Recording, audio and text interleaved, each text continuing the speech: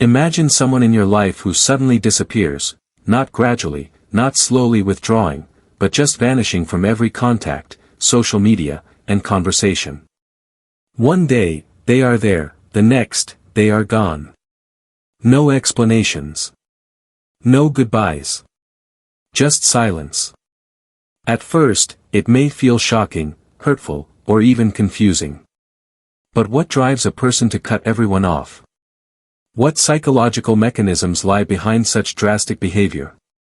Today, we will explore the intricate mind of individuals who choose isolation over connection, and why their choices, as abrupt as they seem, often reflect deeper truths about human psychology. Cutting people off is rarely about the people being cut off, it is, in most cases, about the cutter themselves. To understand this behavior, we must first consider the role of past trauma. Trauma, particularly emotional trauma, leaves enduring imprints on the human psyche. Experiences of betrayal, neglect, or repeated disappointment can shape one's approach to relationships. When someone has been hurt repeatedly, by friends, family, or partners, they often develop an internal alert system, a mental radar scanning for potential harm. Over time, this hypervigilance may translate into avoidance. Cutting people off becomes a defense mechanism, a shield against the risk of further emotional injury. For these individuals, preemptively removing themselves from social interactions is a form of self-preservation. It is not cruelty, it is survival. Alongside trauma, emotional regulation plays a pivotal role. Not everyone possesses the same capacity to manage intense emotions. People who cut everyone off often struggle to process anger, sadness, or anxiety in a healthy way. When social interactions become overwhelming, whether due to conflict, criticism, or perceived judgment, they may experience emotional flooding, a state in which feelings are so intense that rational thought becomes difficult. In such moments, severing ties abruptly offers a seemingly simple solution: remove the source of emotional distress. From the outside, it may appear drastic, even irrational. Yet from their perspective, it is an adaptive response, a method of maintaining inner equilibrium. Fear of vulnerability is another critical factor. Human connection requires openness, and openness entails risk. To be seen and understood fully is to expose oneself to the possibility of rejection, judgment, or betrayal. For some, these risks are intolerable. Cutting people off, then, functions as a shield against vulnerability. It is a preemptive strategy designed to prevent potential harm before it occurs. In essence, it is a choice for emotional safety over social fulfillment. Interestingly, while this behavior may preserve short-term stability, it often comes at the cost of long-term relational satisfaction. People who isolate themselves frequently report feelings of loneliness, even as they rationalize their decision as necessary. We must also consider the role of self-identity and autonomy. Certain individuals perceive relationships not only as sources of support but also as potential threats to their independence or sense of self. In situations where they feel controlled, manipulated, or overshadowed, cutting off others can be a method of reclaiming personal agency. This behavior is especially prevalent among those who highly value autonomy and self-determination. It is not about hatred or resentment toward others, it is about maintaining internal consistency and psychological stability. Relationships that seem to challenge one's core identity can trigger drastic measures, because preserving a coherent sense of self becomes a higher priority than maintaining social bonds. Personality traits and cognitive patterns also contribute to this phenomenon. Research suggests that individuals high in neuroticism or low in agreeableness are more prone to abrupt social disengagement. Neuroticism amplifies emotional reactivity, making interpersonal conflicts feel more threatening. Low agreeableness can make compromise or negotiation challenging, increasing the likelihood of cutting ties rather than working through disagreements. Similarly, cognitive patterns like black and white thinking, where people perceive situations as entirely good or entirely bad, can exacerbate the tendency to sever connections. If a relationship is perceived as harmful, the individual may see no middle ground, and the only solution is total disengagement.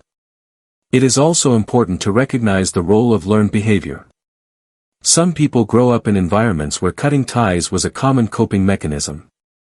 If parents, siblings, or peers modeled avoidance in response to conflict or stress, it becomes a familiar, almost automatic strategy.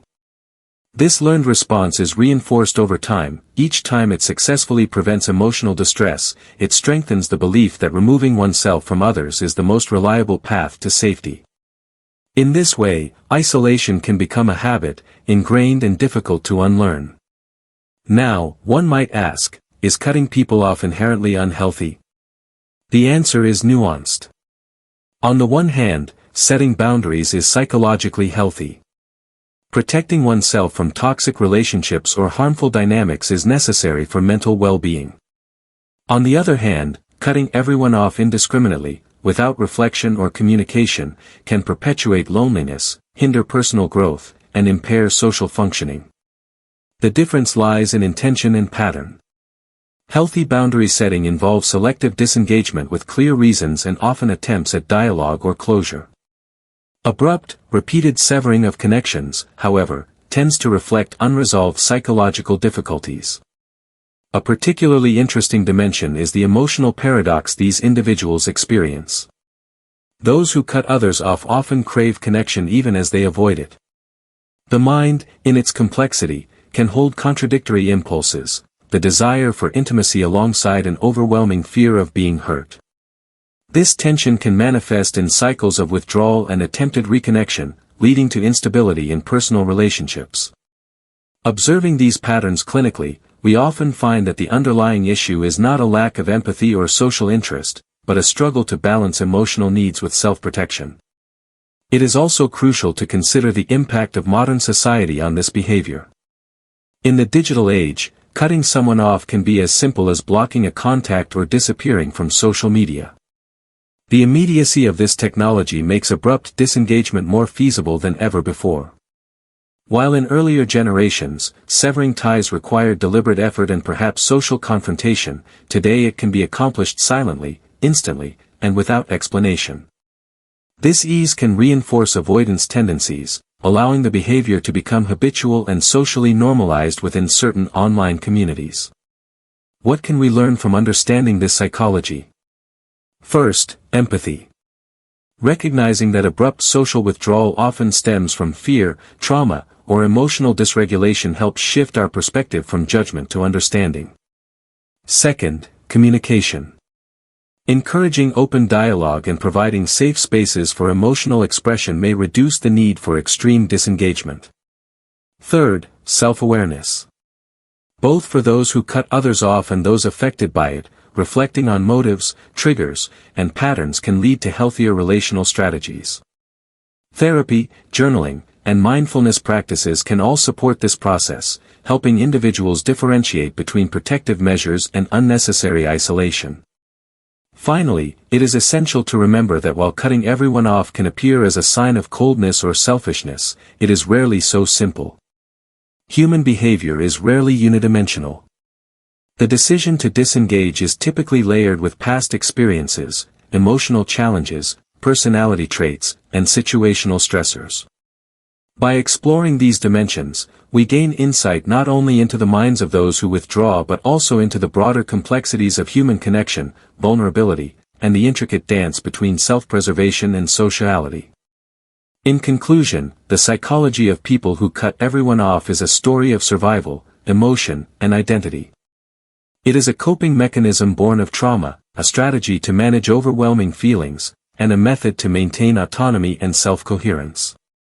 Yet it is also a behavior that carries costs, loneliness, relational instability, and social misunderstanding. Understanding this psychology allows us to approach such individuals with empathy, to consider the unseen battles they face, and to reflect on the ways we manage our own connections and boundaries. Cutting someone off may seem simple on the surface, but beneath it lies a complex interplay of mind, heart, and past experience, a reminder that human behavior is always deeper than it appears.